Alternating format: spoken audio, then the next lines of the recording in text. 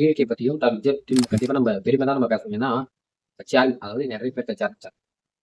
சினிமால வந்துட்டு அதுக்கப்புறம் எந்த ஒரு படமும் சரியா போகாம, பிசினஸ் இல்லாம வந்து நிறைய பேர் தமிழகத்துல வந்து கட்சி ஆரம்பிச்சாங்க.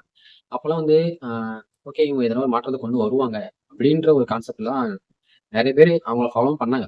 ஆனா அது வந்து காலப்போக்குல வந்து நாட்டுக்கு தேவை. நான் போயிட்டேன் அப்படின்னு சொல்றவங்களாகட்டும், காலம் அப்படின்னு சொல்றவங்களாகட்டும், நிச்சயம் எனக்கு ஒரு வெற்றிடம் இருக்கு அப்படின்னு சொல்றவங்களாகட்டும், நிறைய பேர் வந்து ஆ அதாவது ஒரு பக்கமா சாஞ்சுட்டாங்க. அவங்களால வந்து இந்த அரசியல் தாக்கு பிடிக்க முடியல. ஒரு தொகுதி வந்து கன்டினியூஸா வந்து ஜெயிக்கிறான்னு வச்சுக்கோங்களேன். அப்ப நம்ம அந்த தொகுதியில போய் நிக்கிறோம். அப்போ அவங்க வந்து நல்லது செஞ்சிருப்பாரா அப்படின்னு கேட்டீங்கன்னா, இருக்கலாம். அவங்க ஃபேமிலி மட்டும் செஞ்சாரா? இல்ல அவங்க சொந்தக்காரங்க மட்டும் செஞ்சாரா? இல்ல அவங்க கட்சிக்காரங்க மட்டும் செஞ்சாரா? அப்படின்ற ஒரு கொஸ்டின் இருக்கு. நீங்க எல்லா தொகுதியிலும் பார்த்தீங்கன்னா, அவங்க கட்சிக்காரங்க மட்டும் நல்லா இருப்பான். நீங்க நல்லா பார்த்துருக்கீங்க.